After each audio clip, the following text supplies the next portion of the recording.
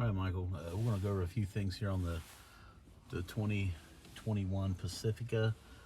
It's just some of the new technology and things like that. Don't expect you to remember it all today. We're going to go over it. Of course, I'm always here for you if you need any help with anything. Okay. So starting over here, of course, obviously it says automatic headlights, and fog lights are operated by this switch right here, with your fog lights being in the center to turn them on and off. Easy way to tell whether they're on or off in the car. At nighttime, there'll be two green lights on up here. The smaller green light will indicate your headlights are on. The bigger green light will indicate that your fog lights are on.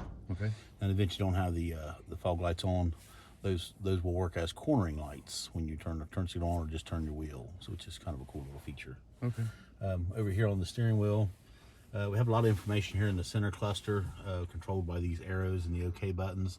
So you can get to a lot of information, such as tire pressures, when it's time to change the oil, and any other of the gauges in the car. Of course, if there's any problems with that, they will pop up immediately, especially like if you got a low tire or need to change your oil, it's going to pop up as soon as you start the car. Okay.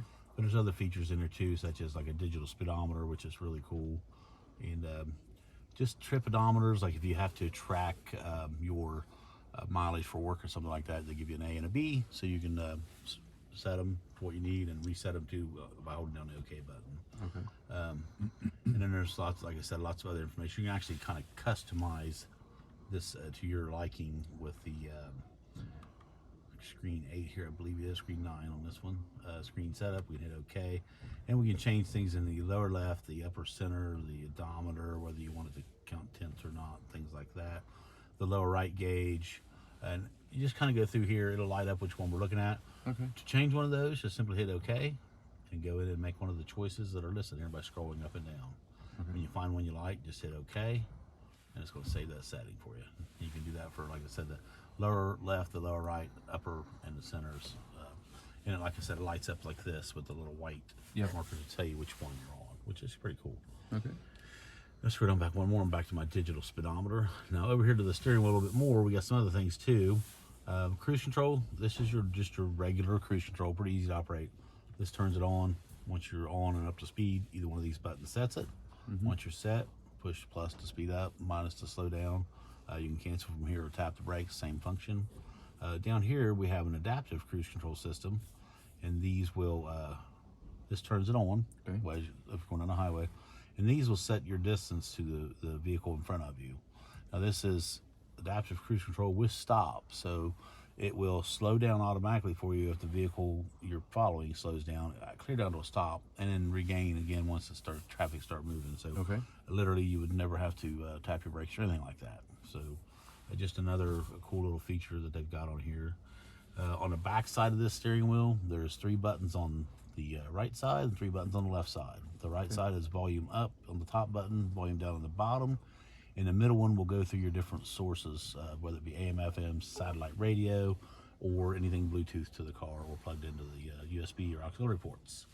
On the other side, this will scan up on the top button, scan down on the bottom button, and in the middle one will go through your different presets that you have set up to your own profile. Okay. Takes us over here to the shifter. A little bit different here. Everybody's been used to a 4-shifter style or a lever shifter in these. They went a few years ago back to one of these, this knob style. You just turn it.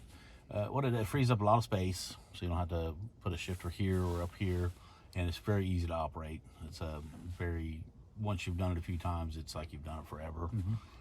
Just like I said, easy to operate. Plus, it incorporates your parking brake right here, which you can set it and unset it from this button. It's pretty easy. Okay. I'm going to go over to this feature here, which brings up a lot of questions. Are you familiar with how auto stop works? I am. So this vehicle is equipped with that. So if the conditions are right, when you come to a stop at a stoplight or a stop sign, you're there for more than a couple seconds, it will shut the vehicle down, just in an effort to save fuel economy. You get some extra miles per gallon over time, plus cut down a little bit on emissions. Okay. A lot of people don't mind it. Some people do not like that feature. Right. So this little button here, once you hit it and the light turns blue, it's off. So it won't do that. Now I will tell you, the catch is every time you start the vehicle, you have to turn that system off for it not to operate. Correct. But I tell everybody, give it a chance, try it out, see what you think. If you don't like it, you can just always deactivate it. Right. And of course, going across this board here, this is your rear park sensors to turn them on and off. Okay. And you also, this is your lane keep assist. So instead of having to go into these menus or something on the radio to turn that feature off, because sometimes you get on a back twisty country road, maybe the lines aren't as clear to read, or well, you know how it is when you're driving this road, you kind of can drift here and there. If it's going off, drive you crazy, you can actually deactivate it real quickly from that button. Okay. Over here, just your climate controls. It's kind of redundant. We have them in the touch screen here, plus out here. So whichever is more convenient for you to reach. I find myself, I have a couple of vehicles with a similar setup, and I find myself using maybe a little bit of both. And it's very easy. Just push this for your different modes and things like that. Okay. And this controls your temperatures. Or you can go in here to the comfort, and it kind of does the same thing. Okay. So well, right now it's telling me it's off because the vehicle is actually off, but Okay. Very easy to operate, very easy. So front defrost, rear defrost, just at a touch. Automatic climate control, pick the temperature you like, set it. It's like central air. It's going to stay there, whatever goes on. So Okay. now to the Uconnect 5. This is a new infotainment system for Stellantis vehicles. So a little bit different setup than previous. You owned a truck in the past. Mm-hmm. Yours have the Uconnect 4 system, Correct. probably. So this is a little bit different. You can lot actually different. you can go in here and set up different profiles for a couple, 3 different people. So different drivers. Like I just took the liberty earlier to setting up one for me. You can pick an icon so you know which one you're on. So just set your phone and everything up. But once you get that set up, you got Bluetooth plus Apple CarPlay, which is really nice, which will use Siri for a lot of the features for finding navigation directions, for finding restaurants. Say you can use the little VR button of your voice recognition button to say things like, hey, find me some Italian food, and just kind of naturally speak to it, and Siri will guide you along the way. Okay. I've got them both in my vehicle. I find the Siri probably works a little better than the factory stuff. It's a little more intuitive. I agree. And then you can add Does this have a wireless CarPlay? CarPlay? Yes, it does. That's what I thought. I don't know if I had it turned on. I would display it for you. Which, we get all categories.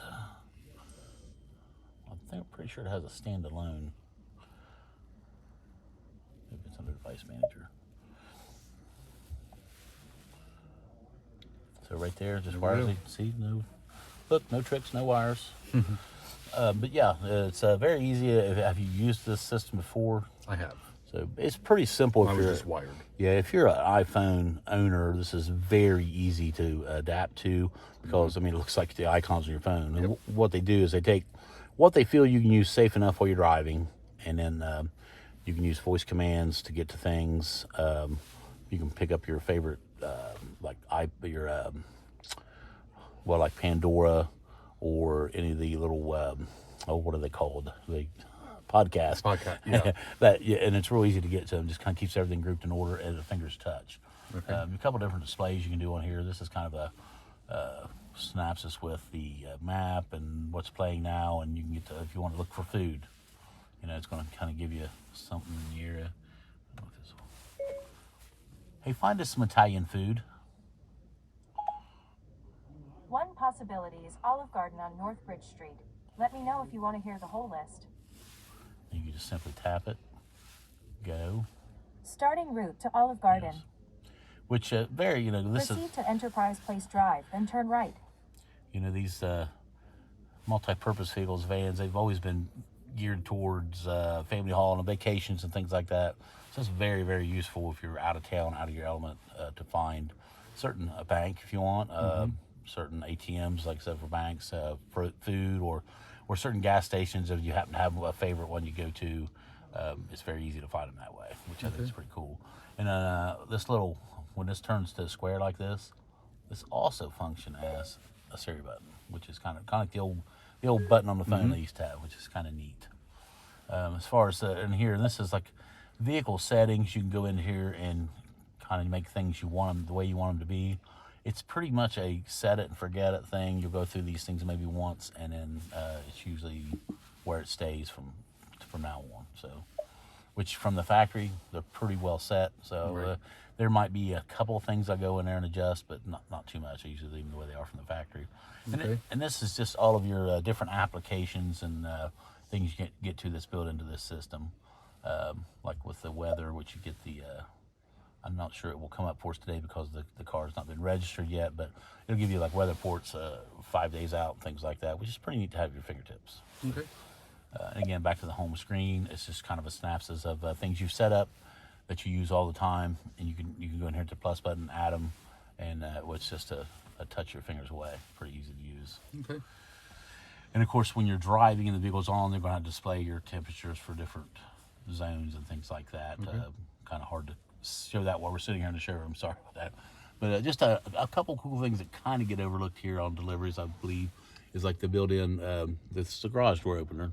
It's basically when you get home, you take your regular opener, pick the button you like in front of your garage door, hold them both at the same time for about 15 to 20 seconds. It sets it, and that way you don't have to have your garage door opener up here. You can just do it from here. Okay. This little mirror, this is the conversation mirror, or the hey, if I got to stop this van mirror for the kids. So it's pretty convenient to have. That way you can keep an eye on everybody back there and make sure everything's going good.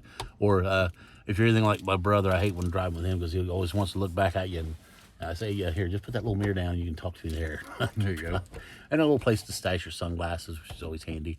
And of course, a set of buttons here for opening the rear hatch, the doors, or to just turn them completely off, so the kids can't open them up going on the road or anything like that. But pretty handy. Of course, on my side over here, we have a power driver's seat, which is 8-way, and with lumbar, 4-way lumbar. Little pull-out drawer right here, which is pretty convenient. Got a little change holder and hold all your junk down in there. A little shelf here to place your phone on once you get it paired up and stuff, if you don't want to leave it over here.